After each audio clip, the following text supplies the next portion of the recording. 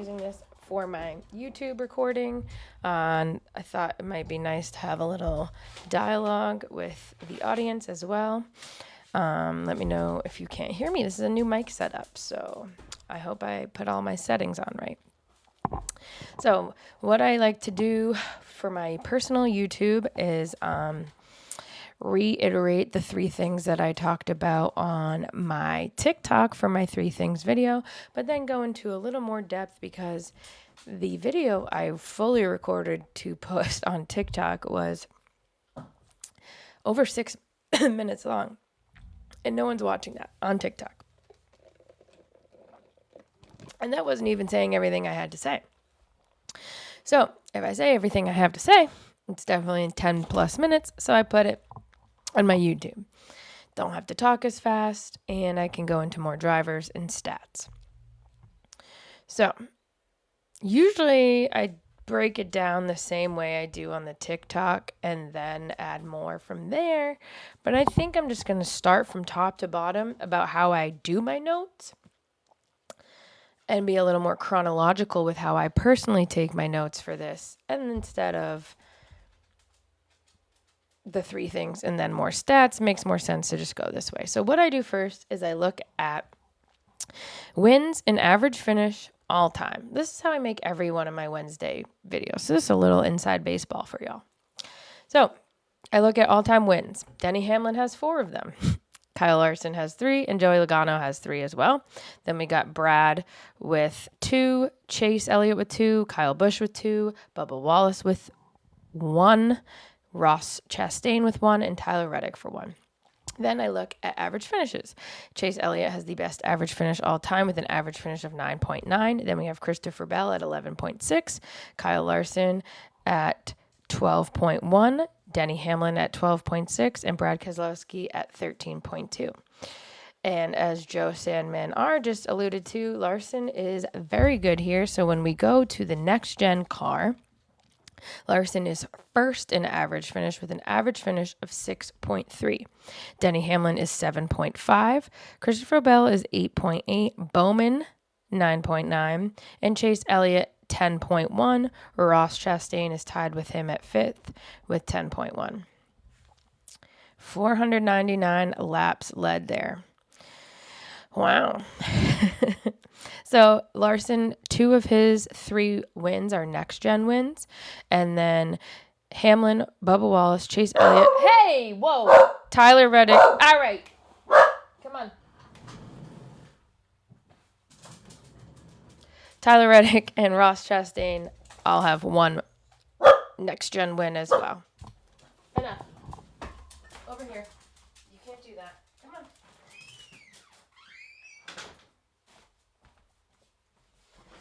Okay. No, I know I'm doing fine. Just my dog is barking. I do this literally every week for a year and a half now. I'm not worried about me. Also, if you're watching this, this little link down below, I think you can click it. I think you can click it. I posted a link, but that is my new podcast in connection with Class Motorsports on their YouTube page. So you can go check that out. Okay, but maybe after this live, not right now, but click that. Subscribe, all that fun stuff I'm supposed to say. Okay, let's resume. So when we go to the next gen, I also look at points, which you can only look at in the next gen, which is Larson, Hamlin, Bell, Elliott, and Blaney is the top 5 in points. Usually that correlates to average finish a little bit more, but Blaney does not have one of the best average finishes here, yet he is in the top 5 in points, which I find a little interesting. So Kyle Larson has won 25% of the races that he has run at Atlanta. Why did I just say Atlanta? Kansas. And at Kansas, he gets a top 5, 62.5% of the time that he has raced in a race. And he's gotten a top 10, 87.5, all in the next gen era, of course. Sure, that's obviously really good. So then what I do from there is I look and see who's standing out from those stats. I saw Chase Elliott stand out a lot there. So I highlight Chase Elliott, and anything I write pertaining to Chase Elliott gets highlighted in the same color. So that way, when I go to make my 3 points, I can easily find what stats are for which driver and organize that way. What I also like to do is look at the last 4 races at a track and look at the finishing positions. That also tells me a lot. So, for instance, Chase Elliott won the September race. Kyle Larson came in 6th. SVG came in 10th in last September race. That stood out to me, highlighted that in blue, in case you were wondering what colors I'm using. Then we go to May of last year, and what stood out to me was Buescher in 8th. Kyle Larson won that race. And Alex Bowman in 5th, and John Hunter Nemechek at 10th also stood out to me there. September of 24, we have Ross Chastain winning, and Zane Smith got a top 10 there, and Chase Elliott was 9th. Noticeably, Larson was not in there. However, the May race, he won again. So that's a trend to me right there. Kyle Larson, spring Kansas is way better for him than fall Kansas. So let's hope he wins the spring Kansas again. But then Buescher got 2nd in that race, and Chase Elliott 3rd, and Noah Gragson came in 9th that race. So Chase Elliott's in red, Noah Gragson's highlighted in yellow, and Chris Buescher has a blue star because I didn't have highlighters at me at the time. I don't know why I'm giving you this much detail, but I don't. Some people might find it interesting how I make these Wednesday videos. So this is what I do. Okay. Then there's also some other stats I can look at. So since 2024, Noah Gragson has an average finish here of 16.0. For Noah, I think that's pretty good. His all-time average finish here, which would also be the next gen, is 18.4. But then I can click each driver and it ranks the tracks based on average finish for each driver. So just because, for instance, Denny Hamlin has the best average finish in the next gen. I mean, the second best average finish in the next gen car here. This is actually not one of his top. I go with 10 because you can only use a driver 10 times, but we go to a lot twice. So I don't look at him to play him there because it's not one of his top tracks. I can save him, not because he's not going to do well, but I need to save drivers for when they're going to, I can't use them at every track. You can only use a driver 10 times if you're playing the NASCAR Fantasy League.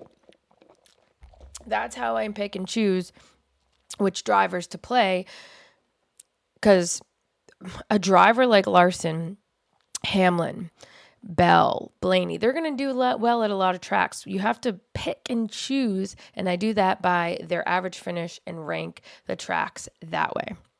So Hamlin, Briscoe, Busch, and Larson, these are not their top tracks. That is why I'm not playing Briscoe, though he was on my mind. I am also not playing Larson. That probably is shocking because I know he's really good here, and there's a great chance he wins. However, it's just not one of his technically top tracks average finish wise. And since I could pick Larson every week, I have to limit those. So that's why I dig deep and I find people like Noah Gragson, SVG, Todd Gilliland, and try to use those on races that they are good at because they're not, no offense to them. I mean, Todd Gilliland and Zane Smith are getting a lot better. I fully believe that. However, you have to be strategic, and I pick the ones that they stand out at so I don't max out on my drivers. That's my strategy. That doesn't have to be your strategy, but that's how I play my fantasy.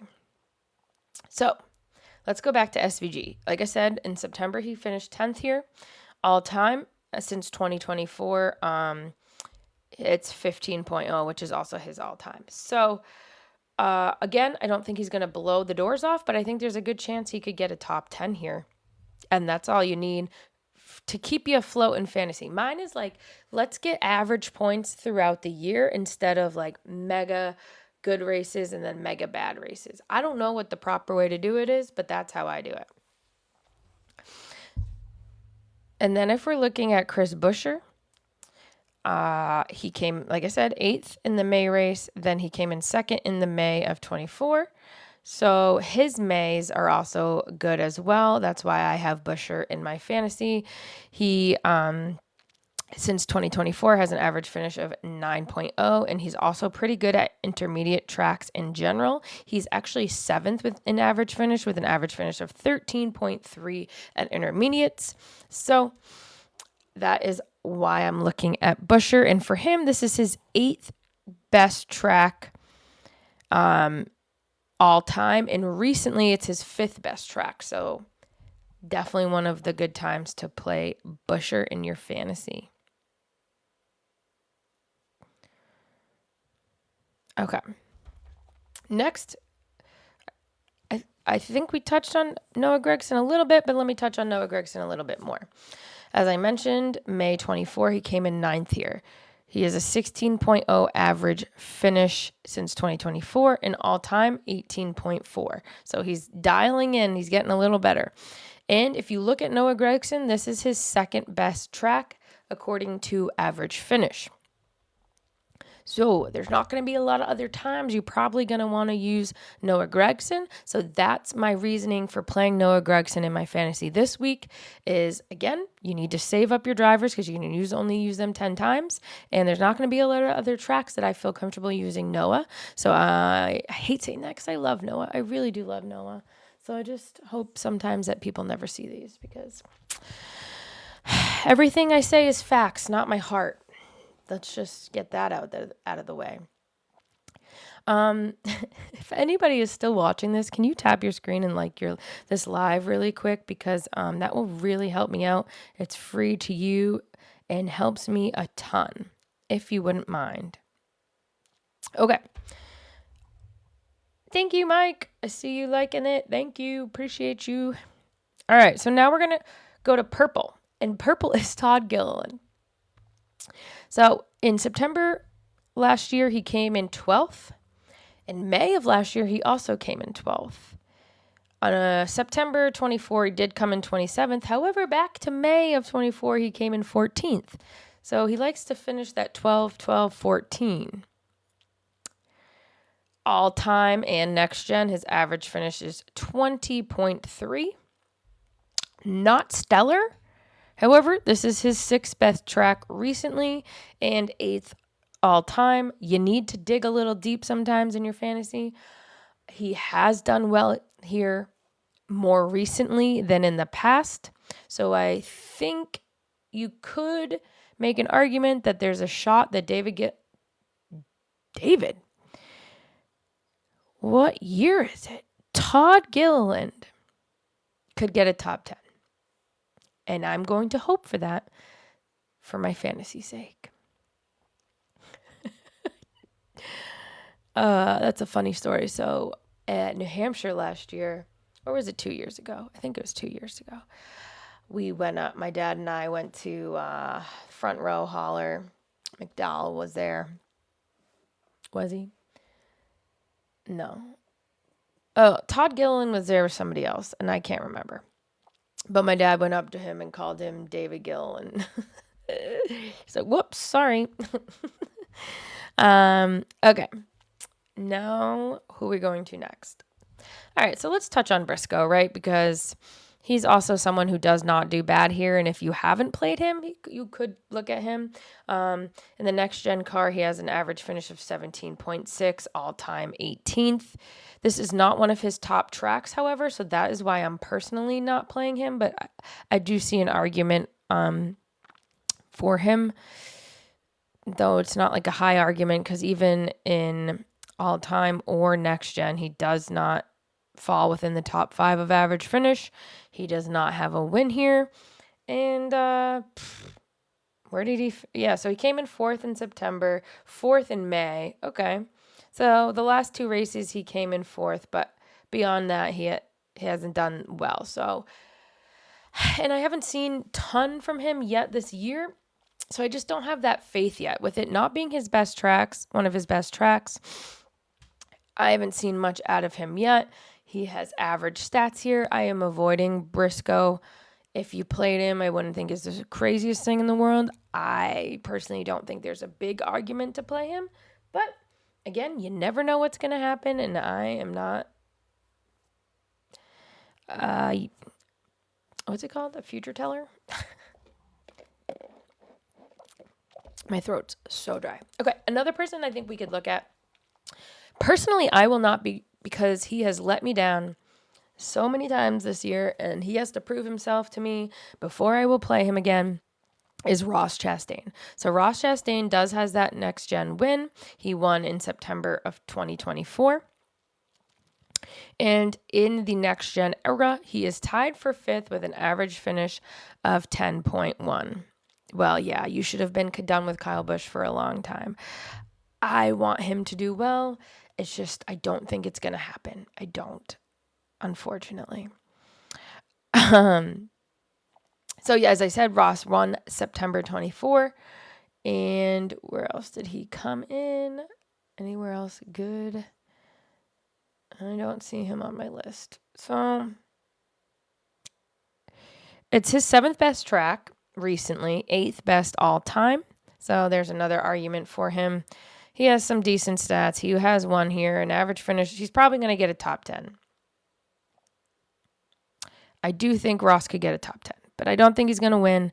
And I've already played him, and he's let me down, so I'm kind of just over him right now. He can prove me wrong, and then I'll consider him again. Another person that's almost teetering on me. Thank you, whoever sent that. Appreciate you. Teetering on me taking a hiatus on playing him until he proves himself to me is Christopher Bell. Christopher Bell, this is his 4th best track. So I thought about playing him for a minute.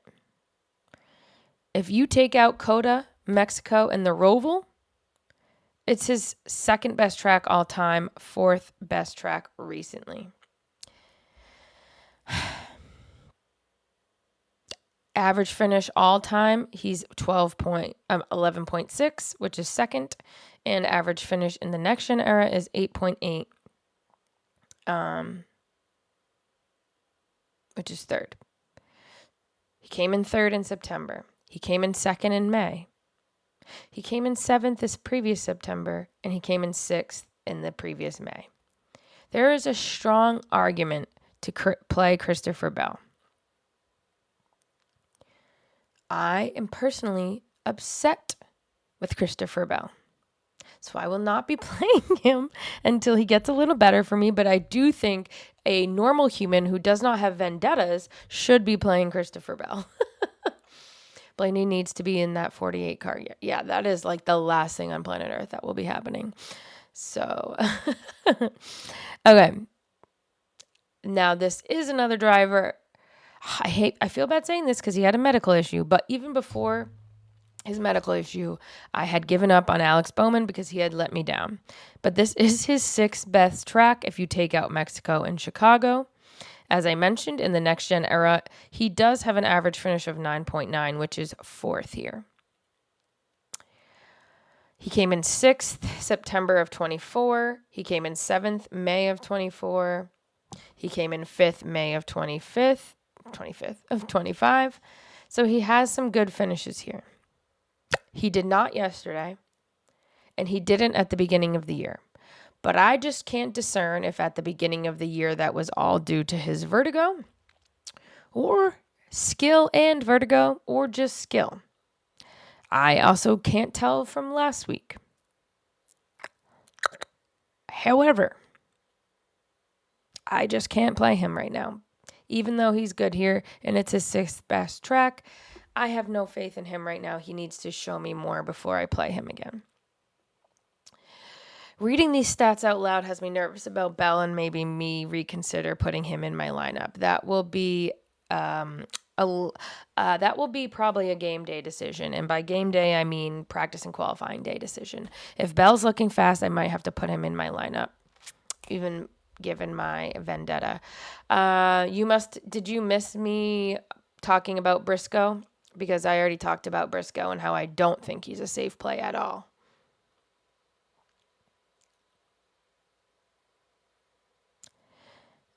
Okay.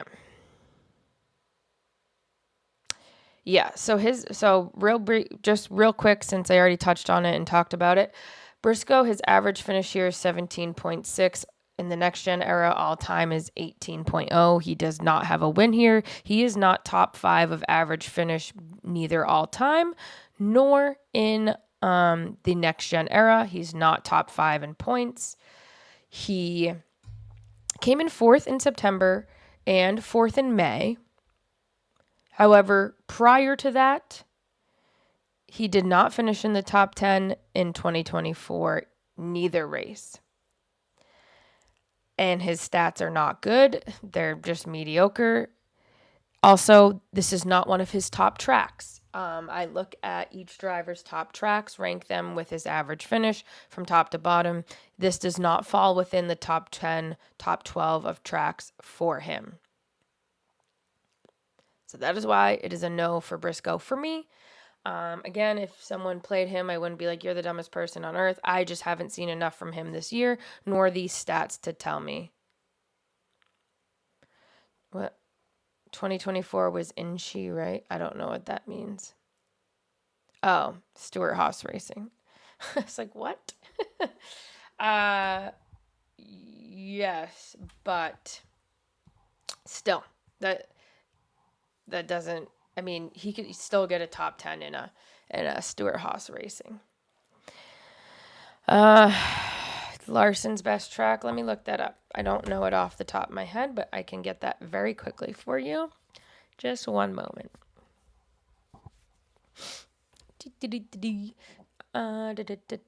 Kyle Larson. Oh no. Why are you doing that to me? Results by track. Okay. Average finish. Now, okay, so Kyle Larson, if we're just going by average finish, Nashville, he has run 5 races there and his average finish is 5.2. Then you have Chicagoland. He's run 6 races there and his average finish is 6.2. Then you have Dover. His average finish is 9. Why aren't you? Okay. Dover, his average finish is 7.9. Las Vegas, his average finish is 8.9. Then Gateway, 9.5. Road America, 9.5. Phoenix, 10.0. Richmond, 10.4. New Hampshire, 10.9. Bristol is 1, 2, 3, 4, 5, 6, 7, 8, 9, 10th on the list. His average finish is only 11.2 there. Kansas is 1, 2, 3, 4 below Bristol with an average finish of 12 point. This is saying 12 point. Oh no, 12.1. Yeah. Which does rank him 3rd all time. But it's not good for him. He has a lot more tracks that are better for him than Kansas or Bristol. Definitely Kansas. So that's why I'm not playing Larson. It's not one of his best tracks. Again, I still think he could win and has a good shot at winning. But if you're playing, you only got 10 times to use the driver. I'm not going to pick it on a track that's like 13th best for him. Okay. How long have we been going? 25 minutes. Okay, another person I want to touch on very briefly, I haven't done much research, we can do that now, but is John Hunter Nemechek. I was thinking of maybe at first looking at John Hunter Nemechek because he came in 10th in May of last year. He came in 13th of May of 2024. And then there was a reason I stopped looking at John Hunter Nemechek. It might be because there's tons of other drivers that were looking good, but let's revisit that right now and why I stopped looking at him. John Hunter Nemechek. Okay. Sorry. Okay. Let's see. 1, 2, 3, 4, 5, 6, 7th. Kansas is listed 7th if we are just looking at average finish. However, one of those is Daytona. And I didn't mean to say that. One of those is Mexico City, so take that out of there. So then it is actually 1, 2, 3, 4, 5, 6 on the list, but his average finish here is 20.2 with a top 10 and a top 13. So I do think John Hunter Nemechek could be someone you maybe keep on your garage. Put him in if one of your other drivers wrecks, or take a long shot on him as well. As I mentioned in my TikTok video, I did a top 10 parlay of David Gilliland, SVG, Noah Gragson, Chris Buescher. Now, do I think that will hit? Absolutely not. It's a $2 bet, and I would win over $5,000. But based on my research, I do not think it's out of the realm of possibility. If Noah gets his best finish, a 9th, Gilliland just gets 2 places better, and Chris Buescher does his best, and SVG does his best, then it would hit. So all those drivers just need to do their best. Is that too hard to ask? I'll call up Noah. I don't have his number, but I know people who do. But let's call up Noah and say, buddy, let's have a good race. One time. Not one time. I'm sure he's had other races, but. Okay. Another person that people have been talking about, I've been mansplained about on TikTok, is Zane Smith. Apparently, he's so much better than Todd Gilliland at this track, even though their average finish is like 0.1 away from each other. Okay, Zane Smith got a top 10 in September of 24. That's all I got for you. Like, okay. No, we'll go more in depth. I think Zane Smith has been making amazing strides this year. I think he is going to be a good driver. I really do. I've seen a lot of good stuff from him. Let's go average finish. Kansas for him is 1, 2, 3, 4, 5, 6, 7, 8, 9th on the list for him with an average finish of 21.5. Mind you, Gilliland's is 20.3. So he's not that much better, but apparently he is. Sorry, I'm salty if you can't tell. So I don't know. I think he's a name you can throw out there. I'm not like jumping up for joy, but it's like a possibility, I guess. I mean, he got 1 top 10. Where did he finish last year? I have it written down, but I can't read my writing. So let's go 2025, and we need, excuse me, September, Kansas. Smith. Oh, lovely. He came in 31st. Yeah, I don't understand what is here about Zane Smith, but I did tell the guy I concede because I don't care enough about David Gilliland. Oh my God, Todd Gilliland and Zane Smith to sit here and argue back and forth with a guy who would like to mansplain average finishes to me. So you can pick Zane Smith if you want. I don't know. Nothing's really jumping out at me for him. Obviously, you have your normal drivers, Bell, Larson, Hamlin, Chase Elliott. Those are always going to be a shot for you. Another person, Hamlin, though, this is not one of his top tracks. That's why I'm not playing Hamlin. I meant to look more into Bubba Wallace as well. He does have a win here. He came in 5th in September. And that's all I see off the top there. So let me click Bubba Wallace. Okay, and average finish. Okay, Kansas. Yep, that's why I abandoned him. Kansas is 1, 2, 3, 4, 5, 6, 7, 8, 9, 10, 11, 12, 13, 14th down on the list for him. And that's after taking out the Mexico City course, Charlotte Roval, and Indy Road course.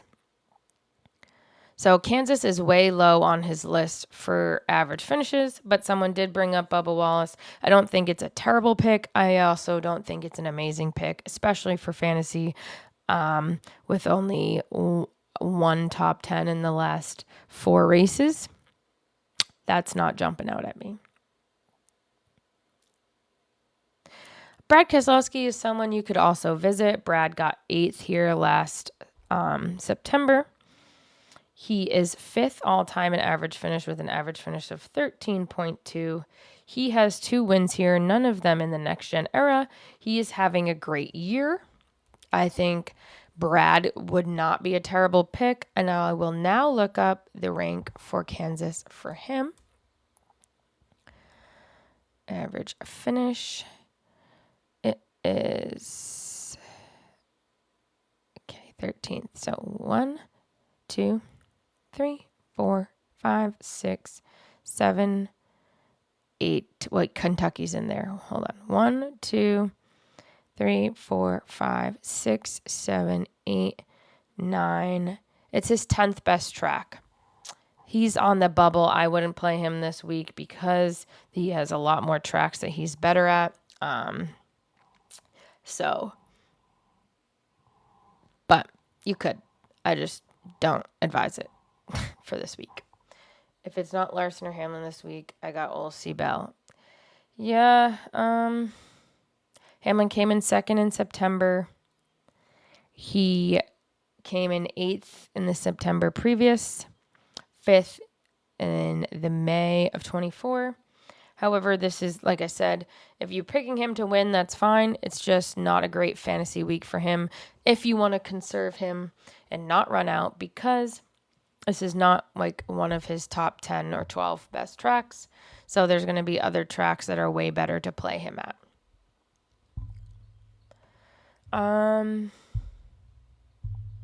Okay, you said someone asked about Tyler Reddick. I will dig in a little deeper right now about Reddick. I have not dug too deep on him because he is not in the top 5 of average finish, neither all time nor in the next gen era. He has 1 win in the next gen era, and he came in 7th in September. He did not have a top 10 in May. He did not have a top 10 in September of 24. Nor did he have a top 10 in May of 24. So, 1 top 10 in the last 4 years. Where is Tyler Reddick? Okay. And all time, Kansas is very low on his list of best tracks. 21st without removing all the dirt courses. Get rid of Bristol Dirt, get rid of Charlotte Roval, get rid of Indy Road Course, get rid of Kentucky, get rid of Chicago Street Course. So remove 5 from there, 21 minus 5. Still not great. I wouldn't play him this week because there's other tracks that he does way better at. Honestly, he has a pretty low average finish at a lot of tracks. That's just not a week I would utilize him. I would hold on to him for some other weeks. For instance, Coda. Oh, we already did that, which I called. Homestead, Charlotte, Darlington, Texas, the Glen, New Hampshire. All of those are good options for Tyler Reddick. All right, so I've just touched on a lot of drivers. A lot of drivers.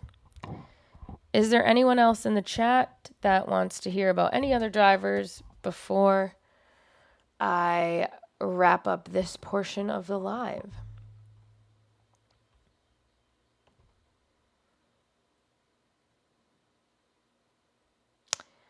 I mean, I don't know how many more we could really cover. That would we cover the whole field. But I wouldn't mind if you guys just keep tapping your screen a little bit like this live. Also, as I mentioned, you can see this little preview down below of a YouTube right here. This is the new podcast called Fan Fuel I am doing with Aaron from Class Motorsports. He is Andy J's PR person.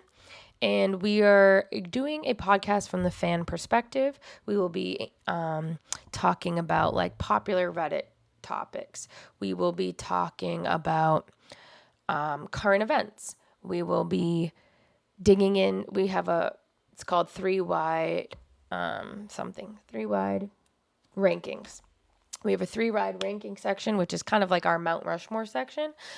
This week in this episode right here, we talked about our favorite 2001 paint schemes.